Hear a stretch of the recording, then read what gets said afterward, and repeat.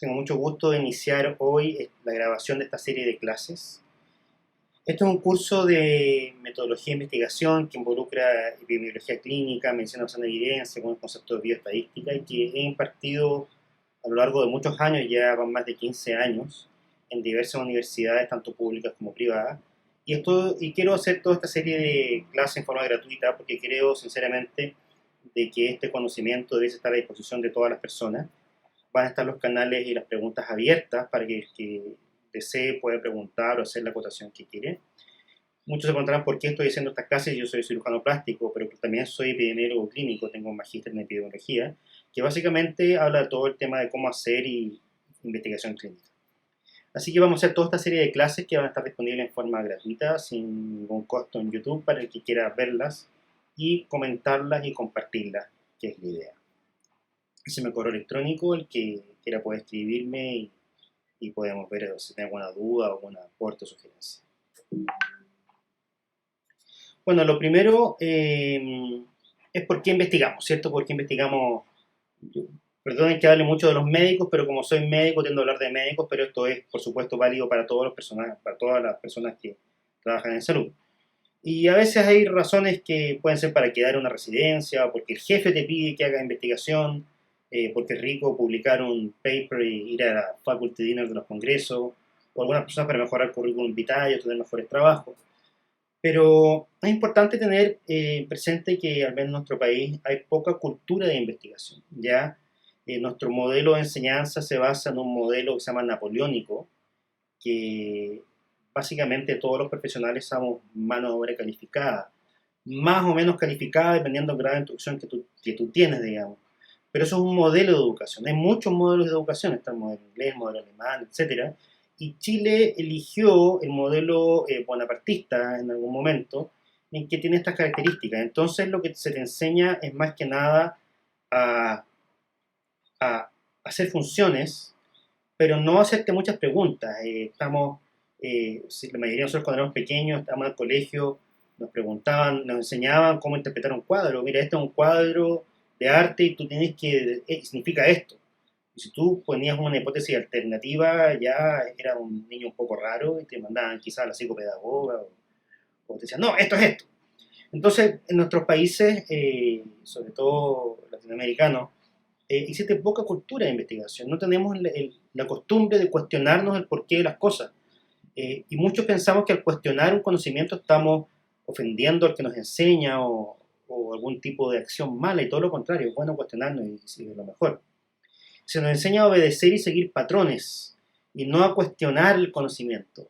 Eh, Haz lo que te dicen sin preguntar, mejor pasa desapercibido, o algunas frases que tenemos en Chile, ¿cierto? No hacer preguntas tontas. Eh, Tengo un ejemplo, cuando yo era pequeño me pidieron que dibujara la primavera, y yo dibujé la primavera pero bajo el mar, y dibujé una acuarela con peces y tiburones que me gustaban y corales y todas las cosas, y por supuesto que me mandaron al psicólogo pensando que tenía algún problema.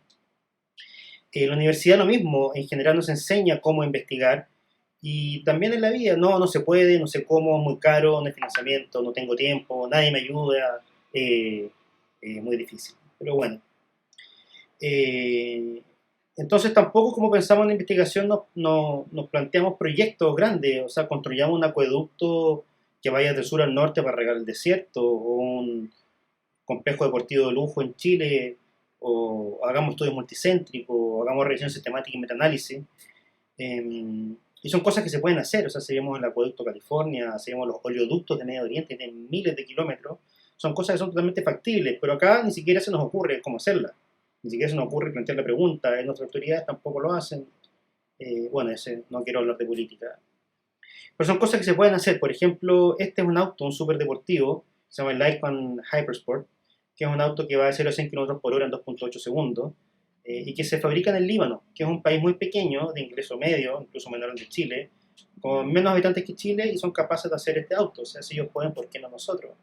Cuando pensamos en investigación, a veces nos pensamos en que en un supercentro así como esto, un centro de tecnología casi futurística, pero por ejemplo, recuerdo cuando estuve hace algunos años en el London Hygiene School, donde está el Centro Cochrane de Revisión Sistemática para Heridas, son personas trabajando en escritorios con computadores personales y a veces con nada, con papel y lápiz. Es un centro de investigación, no requiere muchas veces gran tecnología, sino que saber qué hacer y cómo hacerlo.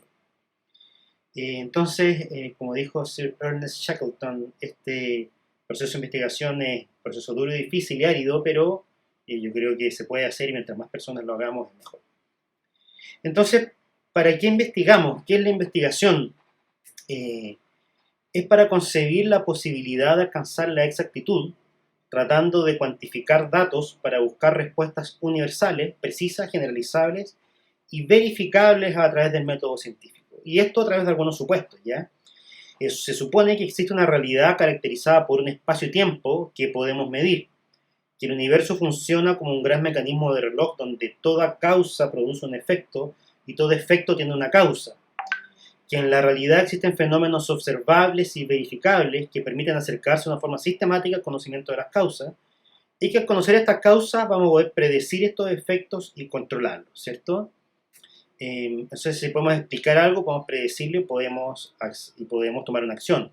Ejemplo, sabemos que la neumonía se produce por una bacteria que se llama el neumococo. Entonces, nosotros suponemos, prediciendo, que si vacunamos a la población contra este neumococo, vamos a tener menos cantidad de neumonias. Por lo tanto, tenemos una acción que es vacunar a la población y bajamos la tasa de neumonía y nosotros bajamos la tasa de mortalidad. Eso es, por ejemplo, un ejemplo concreto de la investigación. Vale la pena también preguntarse cómo conocemos, cómo llega el conocimiento a nosotros, ¿ya?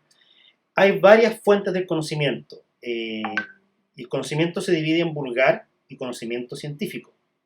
El conocimiento vulgar es el que nosotros usamos día a día para conocernos y aprender. Y se nutre de la memoria, ¿cierto? Donde almacenamos nuestro disco duro y la percepción sensorial, nuestros ojos para poder leer, nuestros oídos, etc. ¿Ya? Si no tuviéramos memoria, seríamos estos pececitos sin memoria y que circulan todo el día en el acuario sin tener ninguna percepción de lo que les pasa.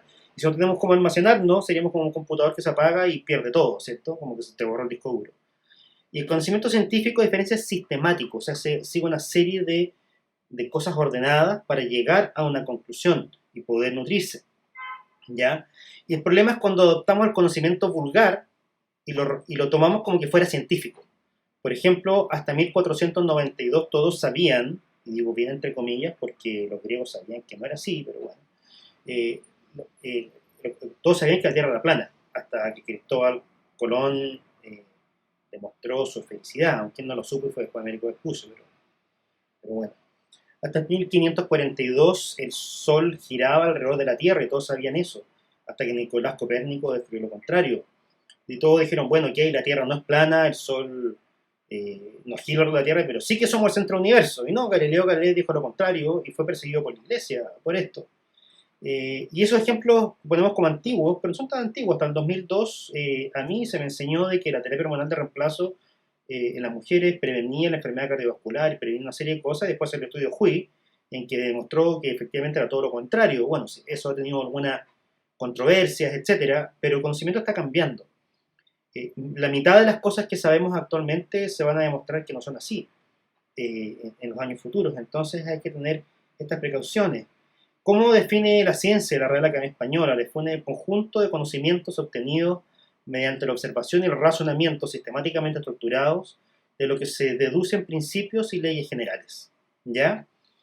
Entonces, esto fue sintetizado hace ya muchos años por René Descartes, en lo que él en su ensayo, que lo recomiendo a todos que lo lean, es muy cortito, tiene 60, 80 páginas, en que se llama el discurso del método, que es para conducir la razón y buscar la verdad en las ciencias, ¿ya? Esto fue publicado en 1637, y él propone los 4 principios básicos que componen el método científico moderno. El principio de la evidencia, o sea, dudar de todo, incluso de lo que yo veo, hasta demostrar que es cierto. Análisis es separar un problema en tantas partes como sea posible. Síntesis, o sea, partir resolviendo desde lo más simple hacia lo más complejo. Y el control, o sea, ver en las etapas previas en qué yo me pudiese haber equivocado. Ya de este principio de la evidencia nace la famosa frase, o sea, él duda de todo, incluso de su propia existencia, y dice, no, yo pienso. por eso existo. O sea, parte con esas frases para afirmar su propia existencia. Dice, ¿cómo sé si yo soy real o no soy producto de la imaginación o un sueño de alguien? Bueno, porque yo pienso y por eso existo. Entonces, esto ha sido aplicado. Este es Jon Snow, no el de Game of Thrones, no, este es un médico epidemiólogo que fue considerado el primer epidemiólogo de la historia. Eh, Había una gran epidemia de cólera en Londres, nadie se sabía, hasta el 1854 todavía no se sabía que existían las bacterias. Si vemos, esto es extraordinariamente hace un poco tiempo, son 150 años, un poco más, digamos, pero ni siquiera conocíamos la existencia de las bacterias. Y esto es un tiempo muy corto, 150 años, un periodo muy corto en la existencia del ser humano. Pero bueno, se estaba muriendo la gente y nadie sabía por qué se moría, hasta que él se le ocurrió trazar un mapa, que es este mapa que está acá, del Soho, que es este sector de Londres que queda un poquito donde están todos los teatros, ¿cierto? Actualmente es como la zona roja de Londres. Y él trazó un mapa alrededor del pueblo y pintó en rojo donde estaban todos los casos de las personas contagiadas con cólera. Y se dio cuenta de que todos estaban alrededor de este pozo que estoy marcando acá, que estaba en Broad Street, y él clausuró el pozo y se acabó la epidemia de cólera. Entonces él, con su razonamiento lógico, pudo demostrar esto y se acabó el problema. Por supuesto, cuando fuimos a Londres, fuimos a este pub de Jon Snow y tomamos una cerveza en honor de este gran epidemiólogo, que cambió la historia de la humanidad y cuántas vidas salvó con esta simple acción de llegar y clausurar un pozo. Hay muchos otros ejemplos a lo largo de la historia, me imagino que conocen a todos ellos y si no los conocen, conózcanlo porque son importantes. ¿Cuál es el método científico moderno? Lo primero es plantearse una pregunta, ¿ya? Yo observo un fenómeno y me planteo una pregunta. Luego, buscar antecedentes.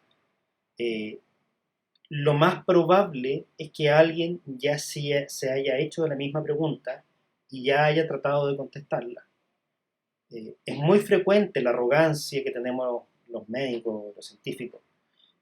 Nos pensamos una idea y pensamos que somos los únicos que se nos ocurrió en el mundo. No, tú tienes una idea, lo primero que tienes que ir a hacer es a revisar si alguien ya intentó responder esta pregunta, lo que se refiere a una revisión bibliográfica, PubMed o lo que quieran. Luego, si no encuentro antecedentes o respuesta a esta pregunta, o una respuesta no me es satisfactoria, por cualquier motivo, plantear una hipótesis. O sea, si esto pasa, entonces tal cosa. O sea, si vacuno a la población, entonces va a bajar la tasa de enfermedad por la vacuna que puse. Esa es una hipótesis. Sí, entonces. Y luego diseñar un experimento para probar esta hipótesis. ¿Ya? Y esto es un conjunto ordenado. Conducir el experimento y a través de las conclusiones y los datos que yo obtengo, sacar conclusiones para finalmente, ya sea aprobar mi hipótesis, refutar mi hipótesis o plantear una hipótesis alternativa. ¿Ya? Con las conclusiones adecuadas al experimento que yo utilicé. Porque a lo mejor mi hipótesis era correcta, pero el experimento que diseñé para probarla no fue el más adecuado. Entonces, por eso también se llama lo que vamos a hablar más adelante, son las fases de la investigación, ¿correcto? Y una vez que lo tengo, por supuesto, tratar de difundir estos resultados para que el resto de los investigadores y personas científicas del mundo tengan acceso a ella, tanto si probé mi hipótesis como si no la probé.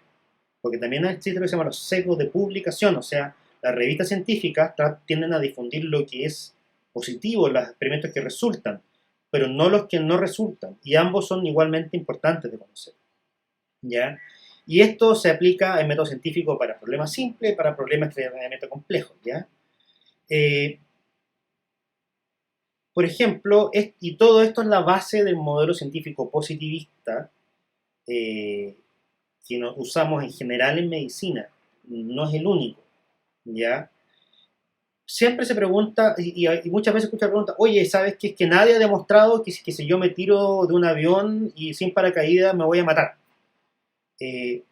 Bueno, hay dos modelos científicos. Está el determinístico y el probabilístico. Determinístico son las ciencias, entre comillas, exactas, como la matemática o la física, que no están exactas, pero se consideran ciencias exactas.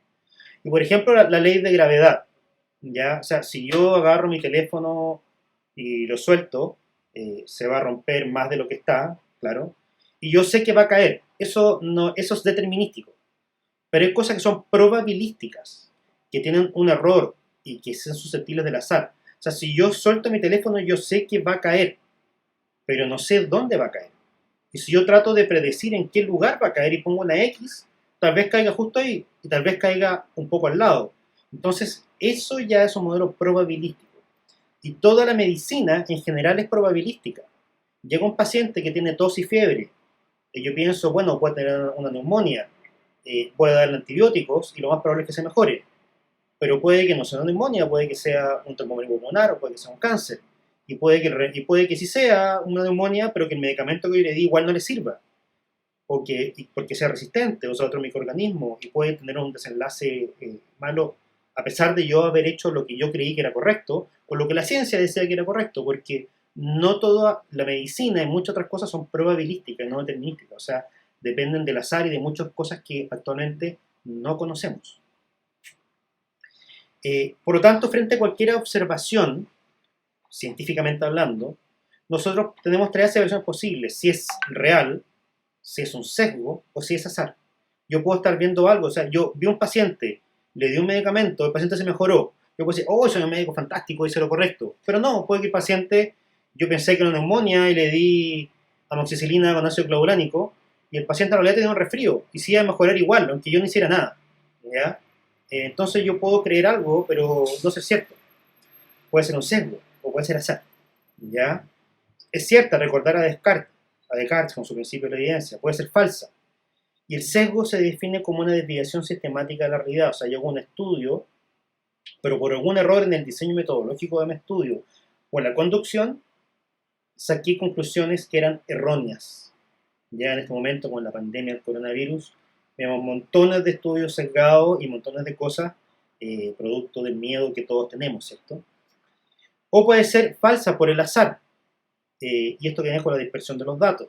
Por ejemplo, una persona me pregunta, doctor, yo voy a una pesa y peso 70 kilos, luego voy a otra pesa y peso 71, y luego voy a otra y peso 69. Bueno, eso se llama dispersión por azar. Los instrumentos de medición tienen errores, ¿ya? Y tienen dispersiones. Y tú a lo largo del día también cambias de peso, etcétera. Vamos a hablar de eso más adelante. Entonces, imaginemos la investigación como un tiro al blanco, ya que queremos nosotros apuntarnos a este centro al blanco, que es esta verdad que queremos conocer a través de una investigación. Entonces nosotros podemos equivocarnos del blanco por dos factores.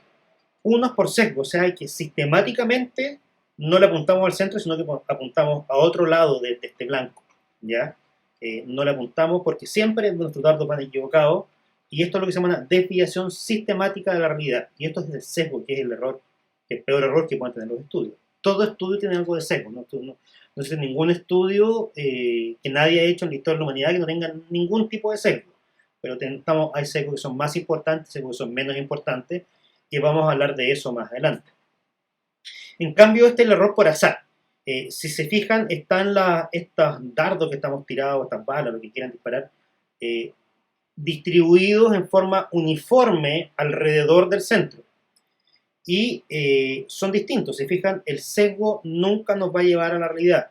En cambio, el error por azar, si tiro suficientes dardos, voy a ver una nube de puntos más concentradas en la parte del azar.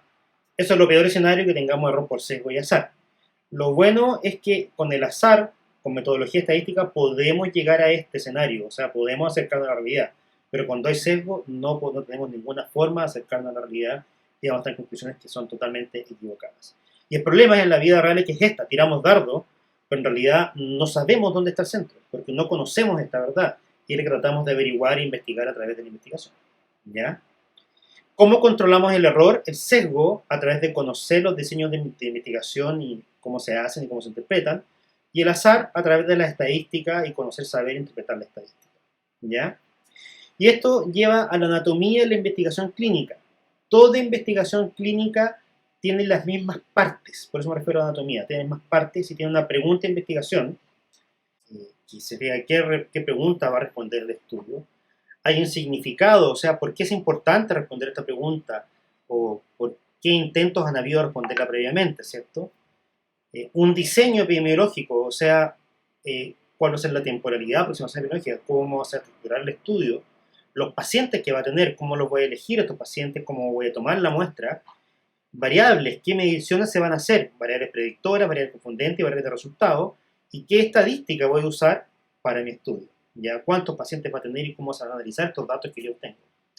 Y hay una fisiología de investigación clínica, o sea, cómo funciona esta investigación, y tiene que ver con una pregunta de investigación, una población de inferencia, o sea, tengo una pregunta teórica, una población que yo voy a querer reclutar en mi estudio, un fenómeno de interés que yo quiero medir y una verdad del universo que yo quiero obtener.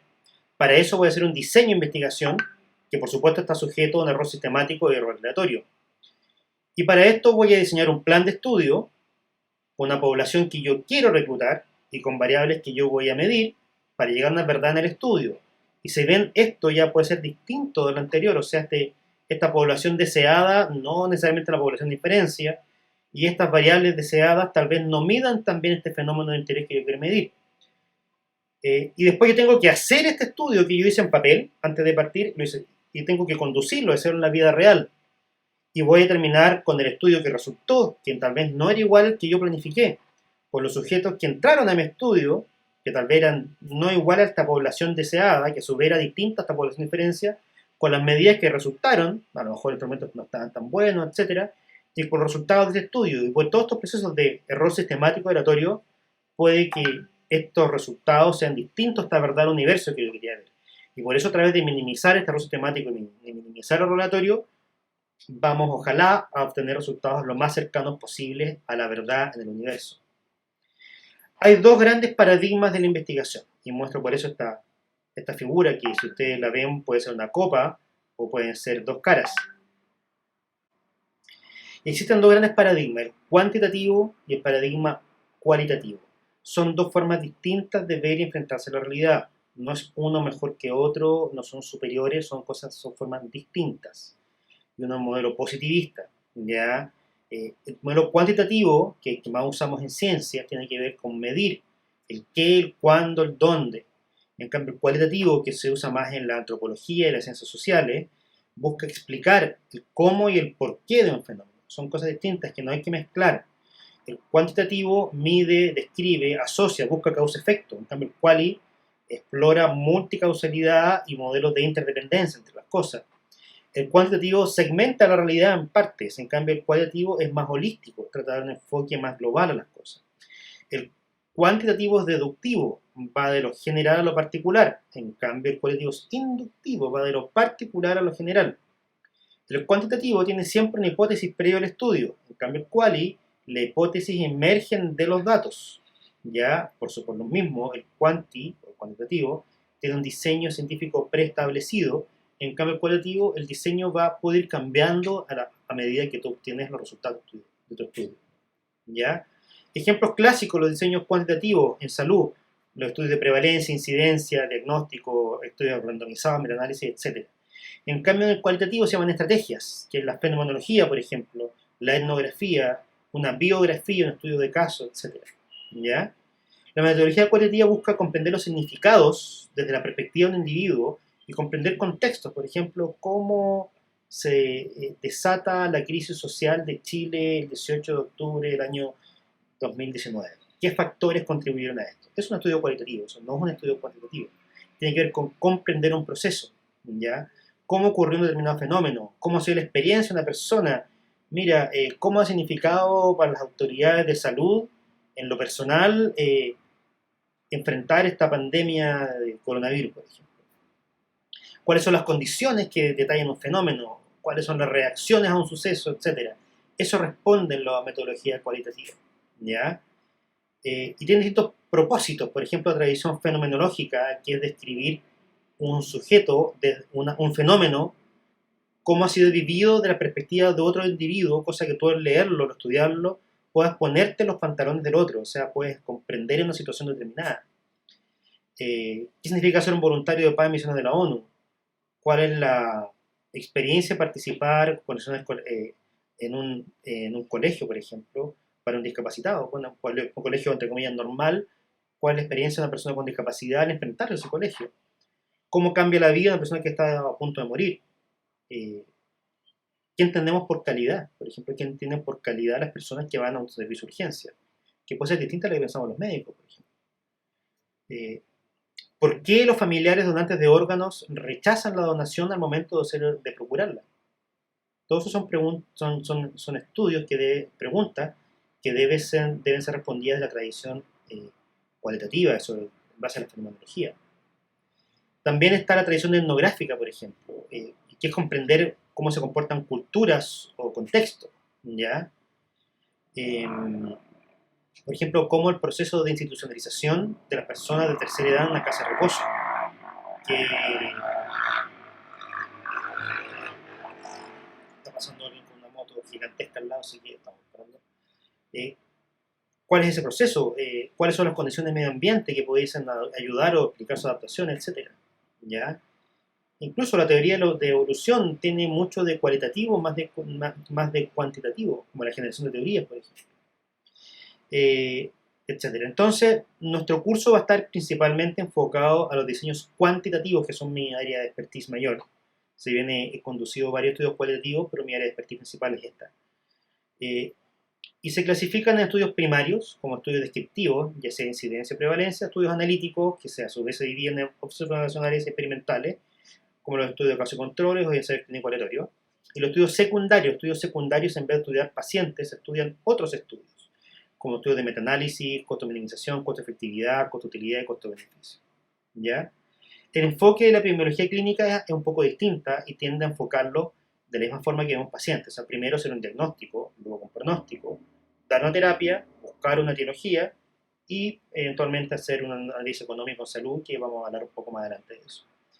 Y se enfoca de la misma forma, o sea, estudios de diagnóstico que buscan conocer la certeza y precisión y la utilidad de diversas pruebas diagnósticas, estudios de pronóstico, ya que tienen que ver los estudios de cohortes, o sea, qué le puede pasar en el paciente, estudios de terapia, como los ensayos clínicos randomizados, estudios etiológicos, que tienen que ver por qué se causan las enfermedades, y estudios de análisis económico, que tienen que ver cómo orientar los recursos para maximizar los resultados de salud de la población. No tienen que ver con ponerle costo o ganar dinero con los estudios, no se equivoquen en eso, por favor. Tienen que ver con cómo gastar tu recurso de la forma más eficiente posible, para traer la mayor cantidad de beneficio a una población determinada.